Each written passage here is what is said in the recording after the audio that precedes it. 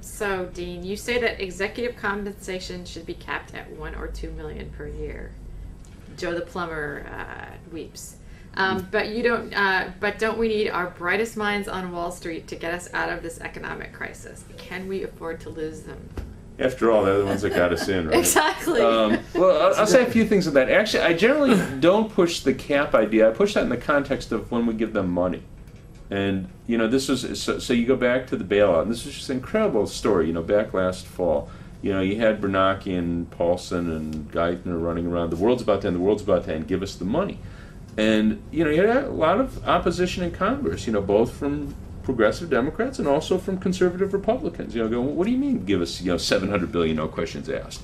So, from the progressive side, at least we're saying, well, if we give them money, we want strings attached. If we're just going to give you money, then, your executives, that's where I was coming up with the $1 or $2 million, because, sure, pay your guys whatever you want, but you're dependents on us now.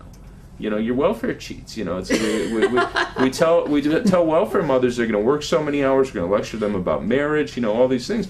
So if we're going to give you $700 billion, here's the deal. And if you don't like it, don't take it. So that was the context in which I was saying caps. I actually think in terms of the executive compensation, the best thing to do, at least maybe longer term, is to shift the power, because really, not that I'm always going to be the biggest defender of shareholders, but they're ripping off the shareholders too. I mean, if you were a shareholder of Citigroup, you got screwed. AIG, you got screwed. Bank of America, all these, you lost a ton of money. These guys were not acting in your interest. What happens is they basically appoint the boards of directors, and they're their friends, and they're sitting on their big pile of money, so they give their friends, the executives running the company, huge wads of money. And I think if you gave more power to the shareholders, if you had, instead of just this idea of say on pay, we're going to let the people who own the company have some say. No, you actually say that the executive compensation packages have to go up for a fair vote, none of this stuff where, on-return proxies count for management position. No, it's a real democratic vote. My guess is you'd see serious cuts in their pay. And I think that would be really good for a couple different reasons. One is the pay structure now encourages them to take enormous risks, because if their risks pay off, it's a one-sided bet. If the risks pay off, you get tens of millions. If they don't, well, you go to your next job. It's heads I win, tail the company lose. You don't lose. So one, it encourages the sort of speculative behavior we see, but the other is that you get this horrible pay structure. It sets a pattern that everyone tries to emulate. So there's this story about this guy Kozlowski who headed up Tyco. He's now in jail. He was ripping off Tyco. And again, I don't know if this is true or the story gets out, but it goes that, he was making something like $15 million a year. And so the question is, why does a guy make $15 million a year? Does he have to rip off his company? He was having them buy art for him and paid for his, condo, and, he's getting $15 million a year. And the story goes is that it's hard to get by. It's hard, Well, it's hard out there. He was furious that he had some guy who worked for, one of the big investment banks was underwriting the bond issues for him. And the guy was getting like $30 million a year. So this guy's going, I worked my way up. I'm running one of the biggest companies in the country. And here's this punk, he's 30 or something, and he's getting twice what I get. So he felt, he's justified in ripping off the company, even though he's getting $15 million a year.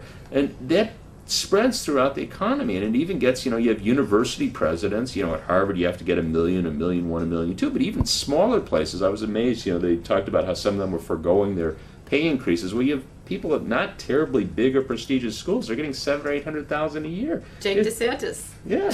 You have people running nonprofits here in D.C. that could be getting $600,000 or $700,000 a year. Instead of going, nonprofits are supposed to be getting food for poor people, and instead the president has to get $700,000 a year, because if they're in the private sector, they get 5 times as much. So it sets a horrible pattern, and we really have to clamp down on it. Again, I think if you actually gave power to the shareholders, that would go a real long way to do it. And what would that look like, giving real power to the shareholders? Well, again, the ability to confirm. Yeah, you send out a pay package, a well-specified pay package that has to be approved in a real democratic vote. None of this game playing, and it's everything's in there. So it's not one of these things. Oh, we forgot to mention this or that. If it's not in there, you don't get it. So, Mark, what is the extent of human rights abuse in Honduras so far this week?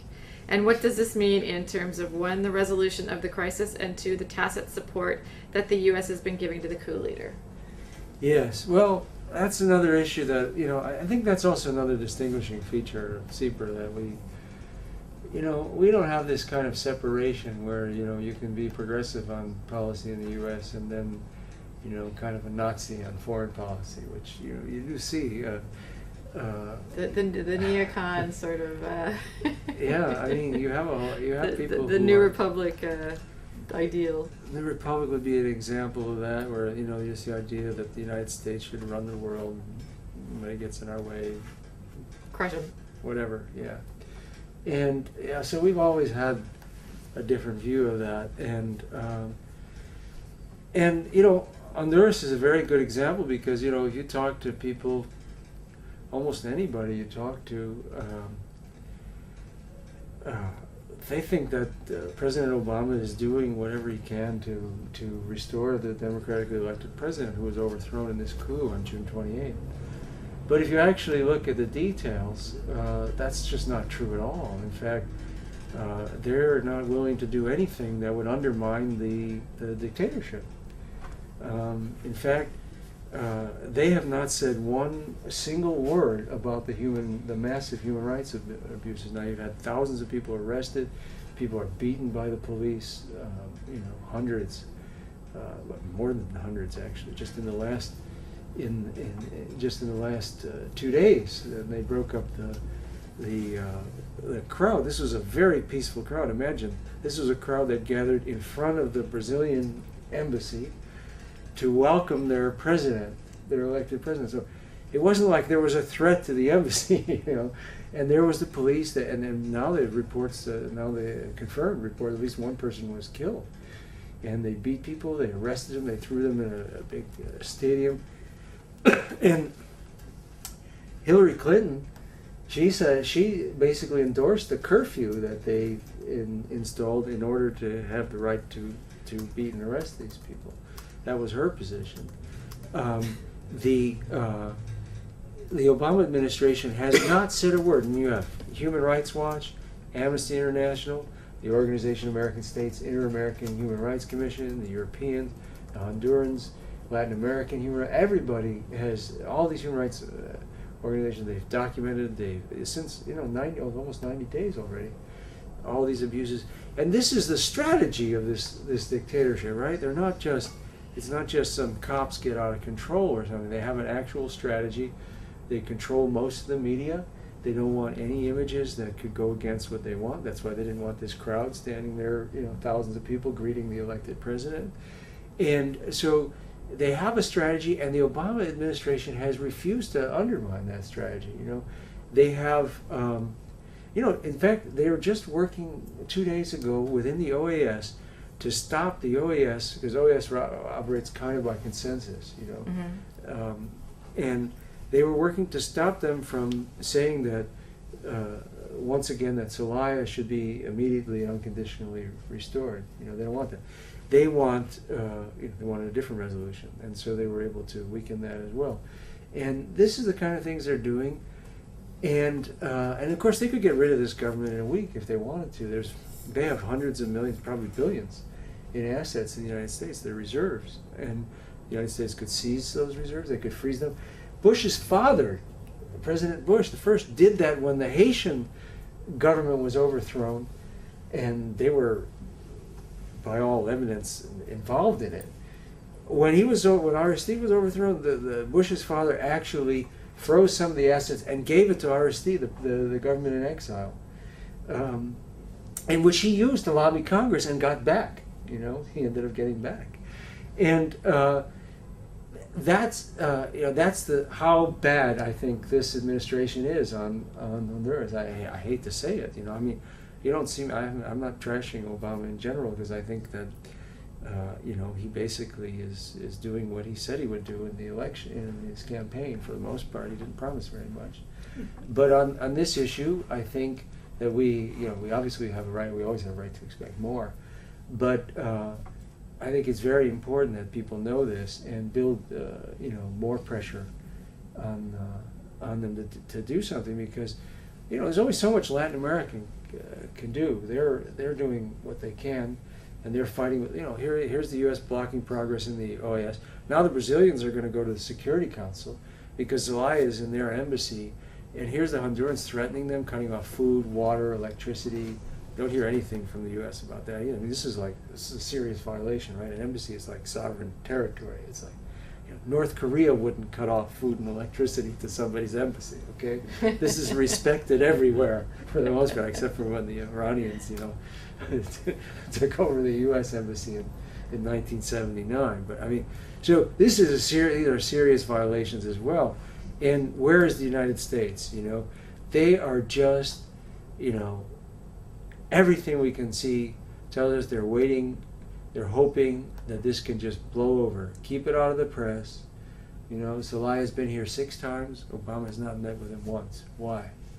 Because he doesn't want to send the wrong signal, the signal that he really wants this dictatorship gone, I should point out this is a case where, again, CEPR's really made a huge difference because, Mark's exposed a lot of this stuff. So, for example, originally our tough measures was we took away the tourist visas of the the leaders of the coup. They're diplomatic. They're diplomatic visas. I'm sorry. We didn't take away the tourist visa. Mark pointed this out. I mean, what message is that sending them? I mean, and they act like, oh, we didn't think to do that. And of course, they did subsequently. When Mark called attention to it, they did take away their tourist visa. But so they do what seems to be, to the press. They go, oh, we don't like the coup. We took away their diplomatic visas.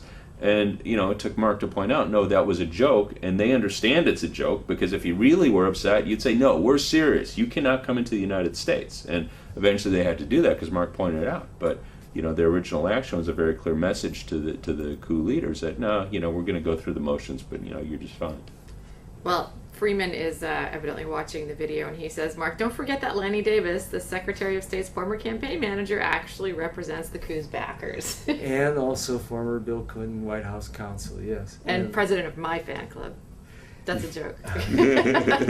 Yeah, that's one of the problems. I mean, that's one of the problems. One of the reasons why this administration, I think, hasn't done what it can. They've got the two actually biggest advisors to the coup government, Lanny Davis and Bennett Ratcliffe, another powerful Washington insider, Democratic insider. And in fact, there was one New York Times article where they reported that on the negotiations between the coup government and the elected government, which were mediated by Oscar Arias of Costa Rica, they said that the Honduran, the coup government didn't make a move without talking to the American. The American was Ratcliffe, actually. And Lanny Davis has become more notorious for this because he's more well known. That beautiful race-baiting op-ed he wrote for the Wall Street Journal on the Reverend Wright issue during the Obama campaign. He's kind of, more known in the blogosphere. But well, actually, he's known as Joe Lieberman's best friend, who got all upset because of the incivility of the blogosphere in 2006. How we use 4-letter words on sometimes not. So yeah, I mean, there's a corruption issue there too, but there's also, I think, even without them, I mean, they've been doing the PR and they've really done the best job they can possibly do. I think they've been very skilled, actually. They had op-eds in the LA Times, the New York Times, the Washington Post, and of course so did we, except for the Post, which won't run dissenting opinions. But they Fox on 15th is its official name around here. Fox on 15th? Yeah. I haven't heard that one before. That's good. Yeah. But yeah, they're living up to it. As long as you mention that, I mean, they had an op-ed from the head of the coup government, the guy who took power with the military. The military took the elected president and flew him out of the country. And now Roberto Micheletti is the de facto president, or the dictator, I would say. So they published an op-ed from him, which is fine. I'm all for getting the other side. At the end it said, the writer is the president of Honduras. The Washington Post did that. I mean, he's the president of Honduras. Is that so? Like, the entire UN General Assembly does not think he's the president of Honduras. They think that he should step down immediately.